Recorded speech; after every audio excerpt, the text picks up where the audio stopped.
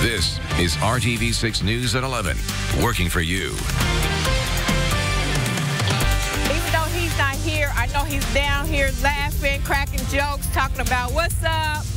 Family and friends came together tonight to remember Aaron Lamont Grice Jr. 1 year after the 22-year-old was found shot and killed at a Lawrence apartment complex.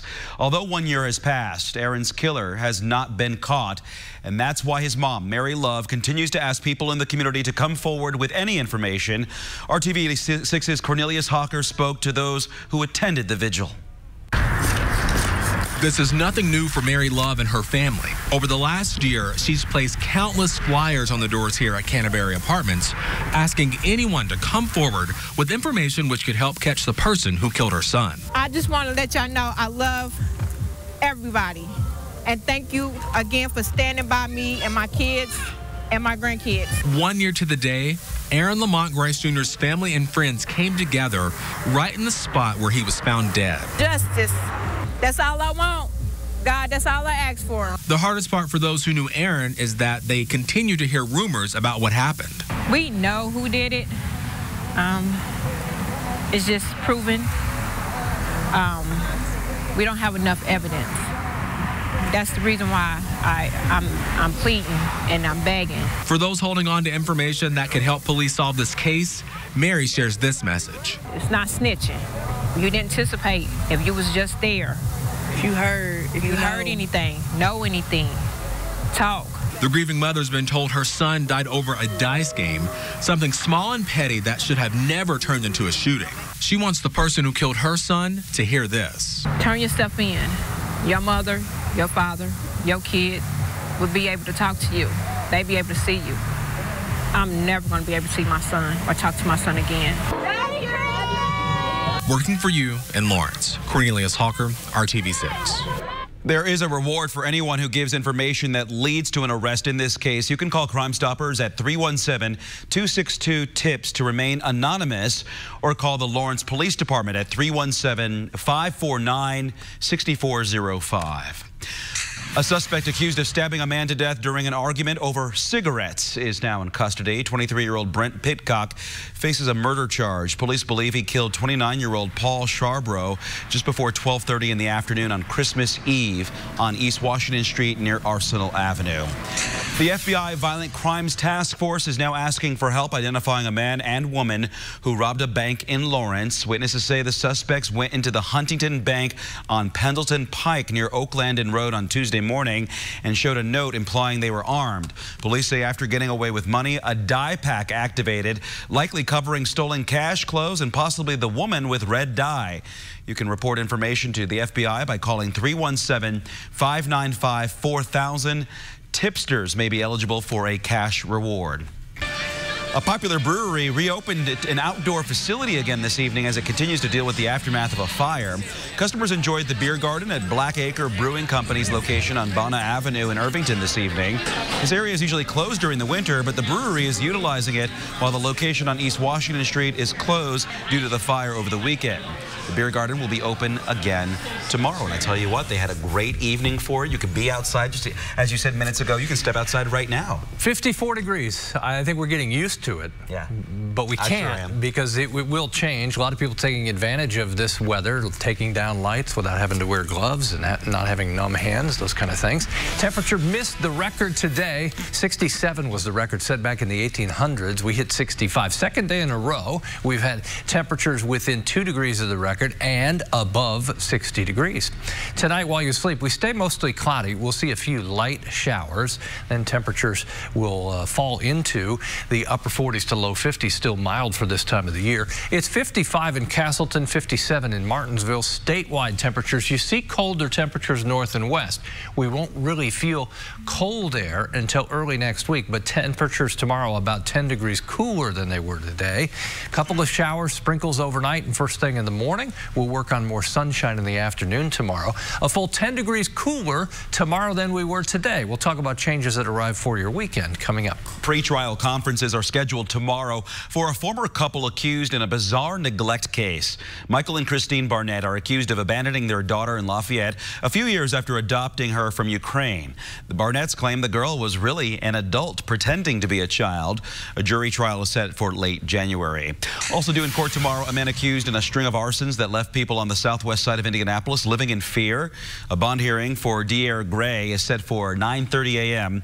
He faces more than a dozen charges related to several fires in the Mars Hill area, including this one that was caught on surveillance cameras. Investigators say Gray is connected to 7 arsons, but may be responsible for as many as 20. With lawmakers away from Washington until after the new year, there will not be any progress in impeachment proceedings anytime soon. But that's not stopping the debate over what comes next. ABC's Inez de la Cuetara has the very latest.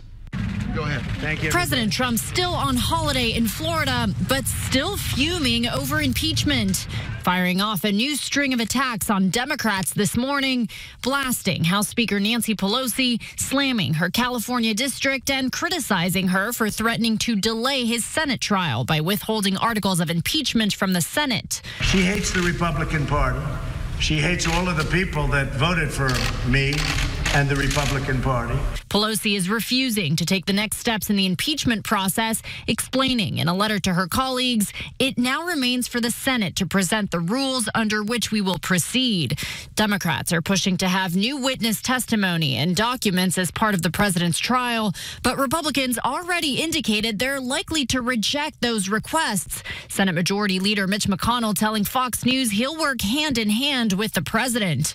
But we'll be working through this process, hopefully in a fairly short period of time, in total coordination with the White House counsel's office. A member of McConnell's own party now distancing herself from those comments. Alaska Senator Lisa Murkowski, a moderate Republican, expressing her concerns on KTUU TV. When I heard that, I was disturbed. To me, it means that we have to take that step back from being hand in glove with the defense.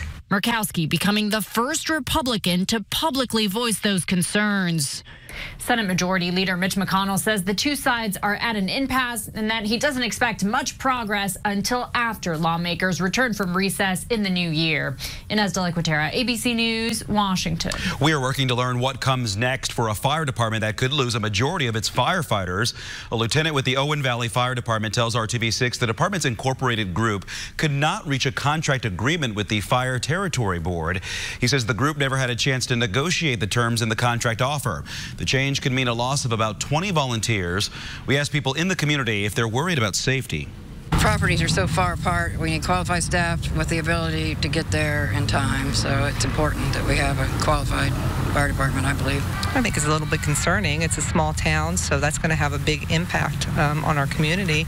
And we do have several fires around here each year, unfortunately. So I think it's pretty important that we keep those volunteers. An attorney for the board that oversees the department tells RTV6 the contract they offered to the volunteer organization was fair. He says the changes are meant to eventually transition the department to paid staff. Drivers in Hamilton County are getting a gift worth $4.5 million this holiday season. The Logan Street Bridge over the White River in Noblesville is back open. It had been closed since October of last year for a multi-million-dollar rehab and improvement project. The bridge is wider with a new road and sidewalks, so you can now walk from downtown Noblesville across the White River to the Riverwalk and Federal Hill Park. A reminder, Indianapolis Public Schools is serving free meals to kids in need over winter break. Breakfast and lunch are offered tomorrow, next Monday, Thursday, and Friday at more than a dozen locations. Meals will not be served on New Year's Eve or New Year's Day. For a full list of locations and times, go to ipsnewsroom.org. Skiing and tubing at a popular resort in southern Indiana will not be an option until further notice. Today, Paoli Peaks announced operations are suspended for now because it's too warm to make snow. The park uses machines to mix water and compressed air to make artificial snow. Graduated with $110,000 in student debt. It's startling. But it's not uncommon. Coming up, how a growing number of companies are helping workers struggling with student debt and how it's paying off for both employer and employee. And just ahead, a look at some of the most watched videos of 2019. You're watching RTV6 News at 11. Only at Ashley HOMESTORE. This is home. This is RTV6 News at 11. Working for you. New at 11, as we move into the final week of 2019, our digital media team here at RTV6 is taking a look back at the top 10 most watched videos on our website, theindychannel.com. There were some national stories, like the Colorado woman who picked up a severely hurt bobcat and put it in the backseat of her car next to her young son. Or the Delta flight that suddenly dropped 30,000 feet as passengers recorded video. But there was also some local stories that had plenty of people pushing play to see the video. Coming in at number 6 on the list, the other football players telling him he should go eat his dog. A frustrated mother in Noblesville concerned about her son Elijah, who was the victim of repeated bullying, according to a complaint the mom filed with the State Department of Education. The complaint said that Elijah suffers from depression and anxiety, and the district went against the advice of their own school psychologist and denied Elijah special education services. Things came to a head in September when Elijah had an encounter with another student in a pink shirt.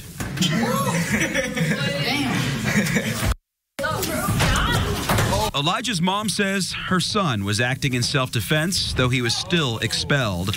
The story opened up a debate about bullying, racism, and children with disabilities. Number 5, incredible video showing the spring breakers from Indiana turning the tables on a criminal with a gun in South Florida. We're talking, and next thing you know, a guy comes up with a gun pointed to my little brother and puts his like his arm around him. Like, I don't know if he's trying to like hold him hostage, whatever he was trying to do. Maybe I didn't scare us, take our money. But what happened next at this gas station surprised even the Hoosiers involved in the incident when they watched the video for themselves. The young men tackle the gunman and an approaching accomplice and managed to get the gun away from the attackers. Remarkably, no one is seriously hurt. This next story, an RTV6 exclusive, comes in at number 4 on the most watched videos list. All of a sudden, I started hearing these horrible noises, and, I was like, oh, this is not good. And I pull over, and I gradually pull over, and then the car just went kablooey, and there was smoke and steam just everywhere. Our Rafael Sanchez went to work for a Boone County man who thought his warranty on his Kia Soul would cover the cost of repairs on his engine. But instead, Kia rejected the warranty. There clearly was just something wrong with the engine, and my driving for Lyft did not have anything to do with that. Rafael showed us the fine print about using your car for a rideshare service and how that move could null and void some warranties. Same if you use your car for competitive racing or for a police or emergency service. The lessons learned from this story. And the third most watched video this year on our list. For more than 2 years, we had just a blurry picture and a false sketch to go on when it came to finding the suspect who killed 2 girls in Delphi. Then, in April, a bombshell. Police released an entirely new sketch, telling the public this is the man they should be looking for, that he is the one responsible for the deaths of Abby Williams and Libby German. It came as a shock to everyone. It's been 2.5 years. Why did they sit on this? We've all been looking for the wrong man for 2.5 years. Viewers flock to our website to watch the story and get a better look at the man who police say is the real killer, a man who is still out there. Make sure that you log onto our website to see the top 2 most viewed stories of the year, including a Call 6 investigation. And also, we do have the tip line number to call in the Delphi murders investigation online as well. A reminder, more Indiana State Police troopers are on patrol looking for people driving aggressively or impaired. Operation CARE is underway through January 2nd. CARE stands for Combined Accident Reduction Effort. The program is federally funded. Temperatures today in the upper 60s in spots. Terre Haute hit 67, although we'll be cooler during the day tomorrow. We're back in the 60s Saturday and Sunday. Looks like Sunday is the grand finale. Then temperatures will cool after that. 23 is the coldest temperature ever during the month of December. Since we've had these extreme temperatures, I thought I'd share you the extreme of the extreme. The warmest temperature ever in the month of December, 72 degrees. Well, there's a winter storm watch out to the west from Denver all the way up into in northern portions of Minnesota. 6 inches of snow, 50-mile-per-hour winds. The storm center that will bring the snow to the Plain States will bring rain to Indiana. It still sits in the southwest U.S. now. It will bring the rain to us on Saturday, probably Saturday night and Sunday. We'll be on the mild side of the storm. Temperatures will surge into the 60s again with windy conditions on Saturday night and Sunday. Colder there then brings that snow to the northern plains.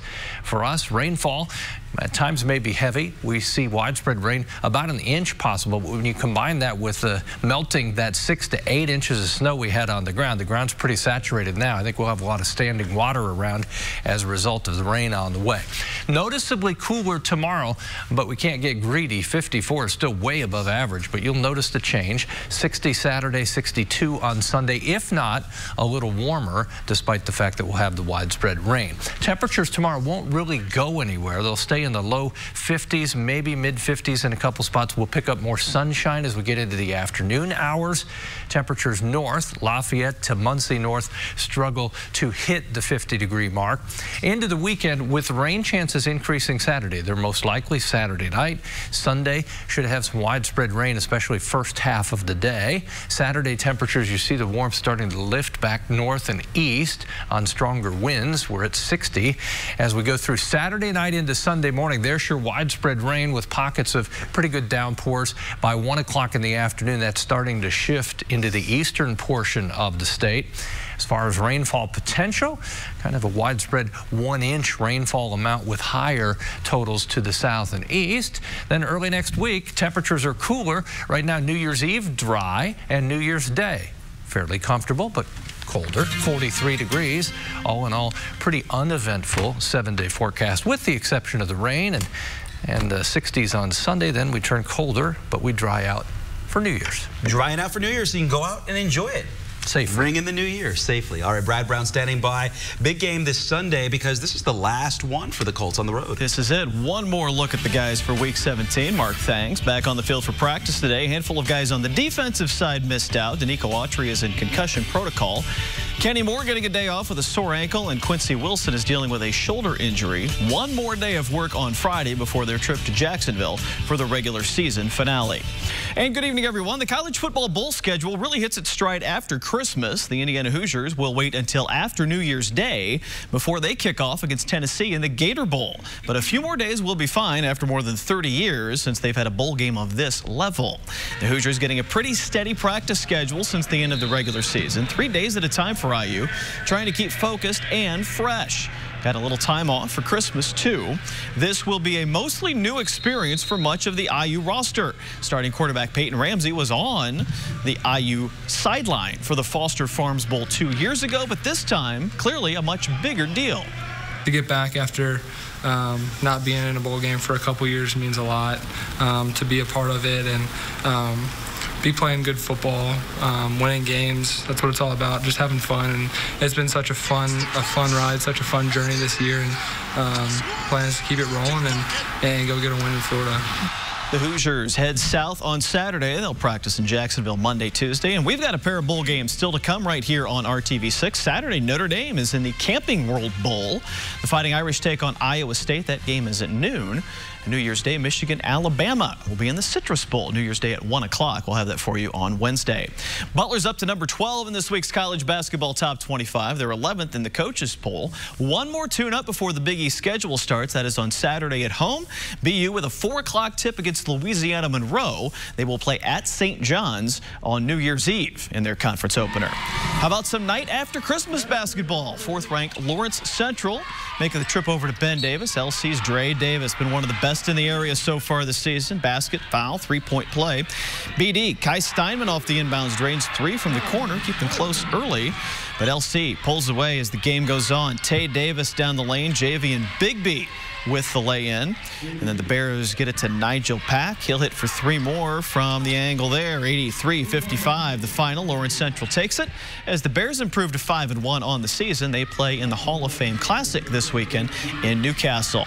And the Pacers getting in a final practice before this weekend's 2-game road trip. They play a back-to-back Friday in Miami, Saturday in New Orleans. Miami Heat currently 2nd place in the East. The Pacers are just a game and a half behind them, though, so that's a big game. Their next home game comes up on Tuesday, a New Year's Eve game against Philadelphia, and that is an early start at Bankers Life Fieldhouse. So they could really change things up here. Really could. There's a lot of teams kind of 2, 3, 4, 5, 6 in the East right now. So a couple of these wins against these teams that they're going to face in the next couple of weeks move it right up as we head into the new year. Hopefully that happens. You bet. Lots of kids are playing basketball outside right now. Good day to get out on it. You bet. It really is. We'll be right back after this. Easy Boy Furniture Galleries. Live life comfortably. Over the past year, Hiring Hoosiers has found that many companies offer incentives to attract and retain quality workers. And now some employers are taking benefits to a new level by helping employees pay off debt. Scripps reporter Alicia Neves explains how it helps both sides. My undergrad is in marketing. I also got my master's, just a general MBA as well. I graduated with $110,000 in student debt. It's startling. 31-year-old Eliza Badeau left college paying as much towards student loans each month as rent in Boston. Making those payments was insane. But a few years after working at Fidelity Investments, the company announced it was rolling out a new workplace perk, student loan repayment assistance. Oh my gosh, it was overwhelming in a positive way. They asked if I would help pilot it, and I said absolutely. Why am I not going to do that, right? No strings attached, Fidelity was now paying nearly 20% of her roughly $1,000 a month student loan bill. In the beginning, it was something for me where I didn't see a future in buying a home. I didn't see a future in starting a family because I couldn't even fathom, getting married, paying for a wedding, or having children while battling this debt. So now it's something where that is an option for me. A growing number of companies are offering similar help, in part because these employers are seeing it's actually benefiting them too. And what we've seen is that it's actually contributing to a reduction in turnover of over 70%. Asha Shrikantaya heads up the Fidelity Student Loan Debt Program. It's been so successful internally at increasing employee loyalty and productivity that the company has taken it external. I have an entire sort of benefits business around helping people all across the country with standing up employer-sponsored benefits for student debt. Fidelity has helped almost 100 other companies roll out some form of student loan assistance program. About 8% of companies across the country are now offering this new benefit. Over the next 5 years, that's expected to grow to 20%. And eventually, student loan repayment assistance could be as common of a workplace perk as 401ks. I think there will be no choice. Just seeing the wave of the generations coming in burdened by the student debt, saving for retirement is a great benefit, but right up in there is dealing with your current debt. And that was Alicia Neves reporting. Now to career opportunities that can take you all across Indianapolis. Indigo is looking to add drivers as it adds new routes. Back in May, RTV6 rode along with a driver who has spent 5 years behind the wheel with Indigo. Misty El-Shabazz told us that she was nervous at first, but she quickly fell in love with the job thanks to the great benefits, good pay, and friendly passengers. Indigo is a great job. I've been here for 5 years. I had some tough times, but I'm here and I'm working for you. Indigo. Love my job. Indigo helps with qualification for your commercial driver's license or CDL, and they offer paid training. For more information, go to hiringhoosiers.com. RTV6 News at 11 continues after this.